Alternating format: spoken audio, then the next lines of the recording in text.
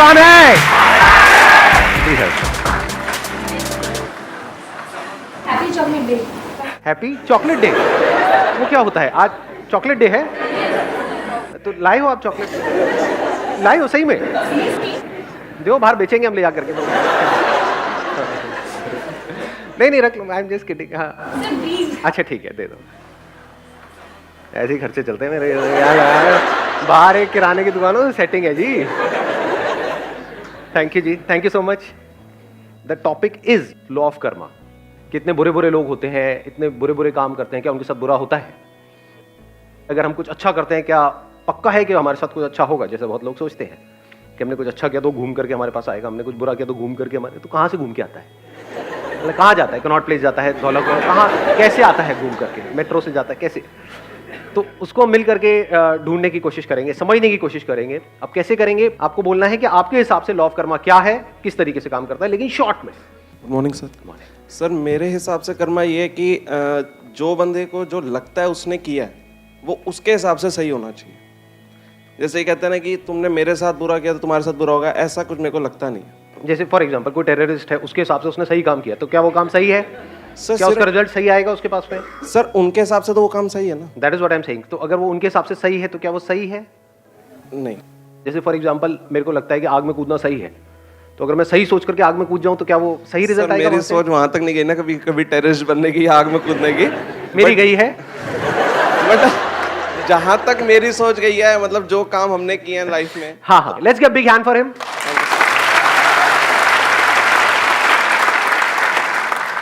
Good morning sir. Morning. मेरा एक personal experience है कि somebody has done wrong with me और लिटिल बिट मोर, बट वो खुश है, मैं ही थोड़ा बहुत डिस्टर्ब रहती हूँ।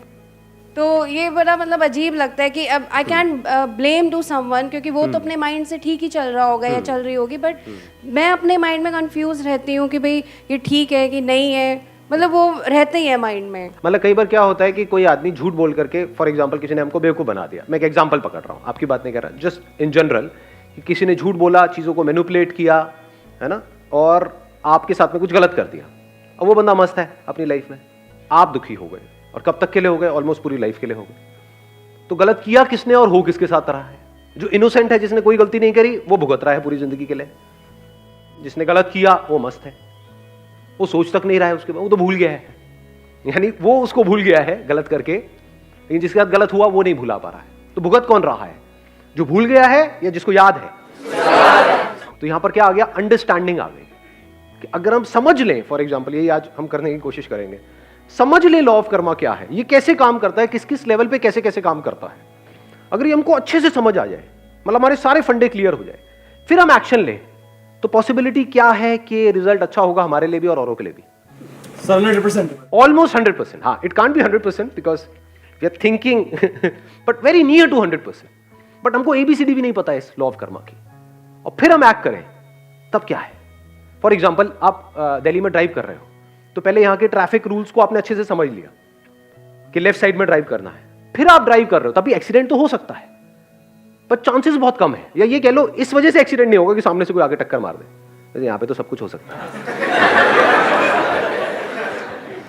लेकिन if you drive according to the situation and the circumstances, उसको समझ करके आप ड्राइव करो, तो पॉसिबिलिटी सही एक्शन की बहुत बढ़ गई। We never try to understand what this law of karma is all about, क्योंकि इससे इंपॉर्टेंट और क्या है लाइफ में? बताओ, थोड़ा सा दिमाग लगाओ, ये समझना जरूरी है या नहीं है? सो मेरे हिसाब से जो आपका कर्मा या डेस्टिनी जो है वो कुछ नहीं होता।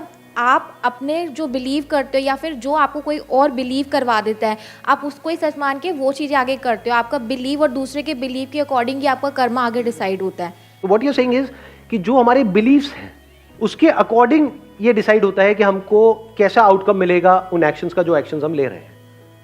फॉर एग्जाम्पल आपको किसी ने बिलीव करा दिया कि आपके सर पे भूत चढ़ गया है, एक्चुअल में नहीं है, मान लिया, लेकिन क्या इस मानने की वजह से आउटकम आएगा या नहीं आएगा? नहीं आएगा। नहीं आएगा। सर गोल गोल घूमेगा नहीं घूमेगा, बाल बाल ऐसे घूमेंगे नहीं घूमेंगे, हाँ, आवाज बदल जाएगी नहीं बदल जाएगी। आप बीमार नहीं हो, लेकिन आपके अंदर एक वहम आ गया कि मैं बीमार हूं। इस वहम का क्या इलाज है? क्या इसकी वजह से गड़बड़ होगी या नहीं होगी? होने लग जाएगी। स्ट्रेस आएगा या नहीं आएगा? गड़बड़ मतलब क्या? आपके ऊपर स्ट्रेस आएगा या नहीं आएगा? टेंशन होगी या नहीं होगी? होगी। उसकी वजह से बॉडी में गड़बड़ होगी, बीमारी नहीं भी होगी तो कोई और बीमारी पैदा हो जाएगी, because of not being at ease. What is disease? कभी सोचा है? डिजीज जिसको बीमारी बोलते हैं, डिस ईज। सो ऐसा कुछ भी करोगे जिसकी वजह से you are not at ease, that is disease. कुछ भी मान लिया, आपके ऊपर टोना टोटका हो गया, मान लिया। और कितना आसान है मनवाना। आपके घर के बाहर आ करके कोई लाल रंग मिला के ये वो करके कुछ अपना मिर्ची पिर्ची नींबू ले करके वहीं जहां से आप निकलते हो अपनी गाड़ी पे, उसके टायरों के दोनों के सामने लगा देना है, तो फटेगा, पुचुक करके आवाज आएगी, उसके बाद में हो गया आपका काम शुरू। और फिर जहां भी आप जा रहे हो, जैसे ऑफिस में गए, वहां पे आपके बेंच के वहां पे साइड में कोई लाल रंग से, यानी आपको लगेगा खून से लिखा हुआ है, तू नहीं बचेगा बे।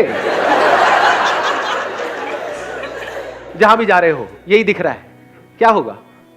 वोट लगेगी? नहीं लगेगी। ये क्या है? बिलीफ ही तो है। फिर चाहे कुछ पॉजिटिव हो चाहे कुछ नेगेटिव हो। पॉजिटिव में फिर भी एक क्वेश्चन मार्क है, नेगेटिव में कोई क्वेश्चन मार्क नहीं है। पकड़ में आई बात?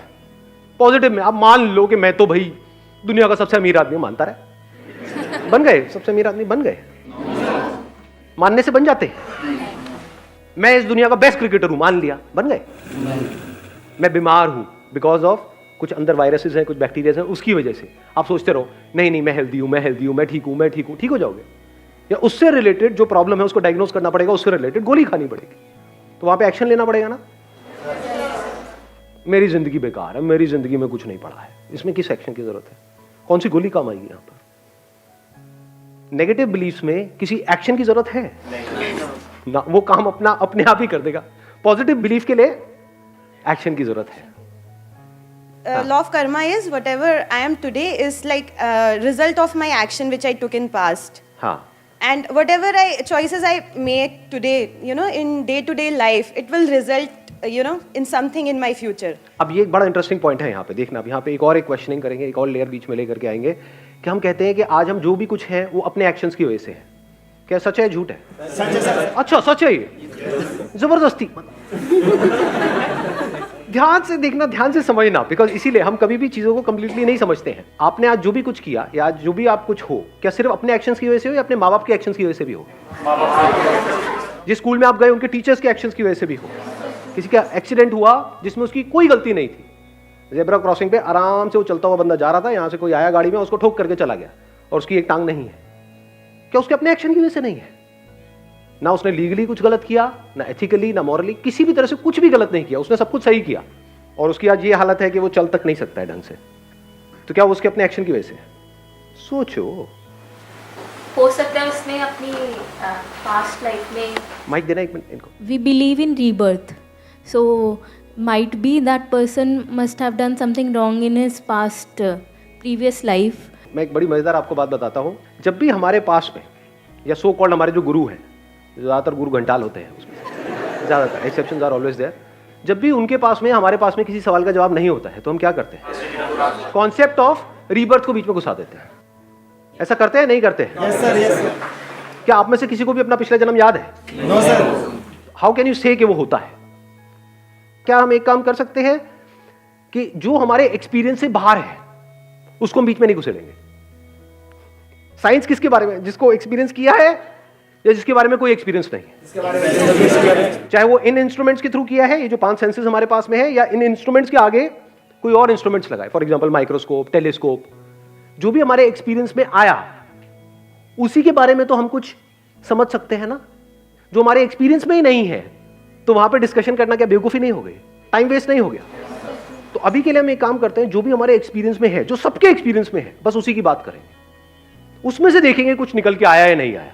सर रिलीजन के व्यू पॉइंट से देखा जाए अकॉर्डिंग टू भगवत गीता, तो उसमें अगर वैसे देखा जाए तो साइंटिफिकली तो अब कुछ चीज़ें जो प्रूव नहीं कर सकता लाइफ में इंसान, बट गीता के अकॉर्डिंग देखा जाए तो रीबर्थ तो होता ही है अकॉर्डिंग टू कृष्णा। हाँ, तो वो तो फिर अलग कॉन्सेप्ट हो गया ना। तो हाँ एक minute please have a seat. हाँ एक बार माइक देना उनको, माइक देना। अगर अकॉर्डिंग टू प्रीवियस बर्थ अगर देखा जाए, बहुत अच्छे कर्म इस जन्म में कर लिए, लेकिन फिर भी वो फकीर है, कोई गरीब है, वो अकॉर्डिंग टू उसके कर्मों की वजह से है। हम कहते हैं यार उसकी किस्मत देख कितनी अच्छी है, राजा भोज है एकदम, कितना अच्छा इंसान पिछले जन्मों की वजह से है। हाँ, पिछले कर्मों की वजह से। तो अगर किसी लड़की के साथ में कोई रेप हो रहा है तो वो उसके पिछले जन्मों के कर्मों की वजह से हो रहा है? नो, अगर पिछले जन्मों में उसने कुछ बुरे कर्म किए होते, बुरे कर्म मतलब क्या, बुरे एक्शंस, तो उसमें कुछ बुराई तो नजर आती। उस 6 साल की बच्ची में या 8 साल की 10 साल की बच्ची में कोई बुराई नहीं है, इतनी इनोसेंट है जिसकी कोई हद नहीं है, जिसको अगर कोई बुरे से बुरा इंसान भी देखे तो उसका दिल पिघल जाए उसको देख करके। उसके साथ बुरा हुआ, क्यों हुआ? उसके कुछ बुरे कर्मों की वजह से। उसने कुछ गलत नहीं किया, फिर भी उसके साथ गलत हुआ। क्यों हुआ? क्यों हुआ? लगाओ दिमाग, किसका कर्म है ये? यहां पे ध्यान से समझ लेना, जो एक करता है उसका असर सब पे होता है, और जो सब करते हैं उसका असर एक पे होता है। आप ये नहीं कह सकते कि ये सिर्फ उस बंदे की वजह से हुआ, ये जो हमारा लीगल सिस्टम है उसकी वजह से भी हुआ या नहीं हुआ। Yes sir. अगर लीगल सिस्टम इतना स्ट्रांग हो कि ऐसा कुछ होने की गुंजाइश ही ना हो, तो इस बंदे में हिम्मत कहां से आएगी स्टेप उठाने की? क्या जो हमारा एजुकेशन सिस्टम है उसका रोल उसमें है या नहीं है? Yes sir. गवर्नमेंट स्कूल्स की हालत देखिए कभी जाकर के, मैं जाता रहता हूं इसलिए मुझे पता है अंदर की हालत क्या है। वहां पर जाकर के देखो क्या हालत है वहां पर। एजुकेशन सिस्टम के खराब होने में क्या हमारा जो पॉलिटिकल सिस्टम है उसका रोल है या नहीं है? अगर आप कहते हो उसने कुछ बुरे कर्म किए जिसकी वजह से उसके साथ कुछ हुआ, तो इसका मतलब क्या हुआ? अब ना तो पॉलिटिशियन को कुछ करने की जरूरत है, ना पुलिस वालों को कुछ करने की जरूरत है। अरे भैया सबके कर्मों की वजह से तो हो रहा है। आई थिंक हमारी कंट्री, ये जो इतनी बुरी हालत है हमारी कंट्री की, उसमें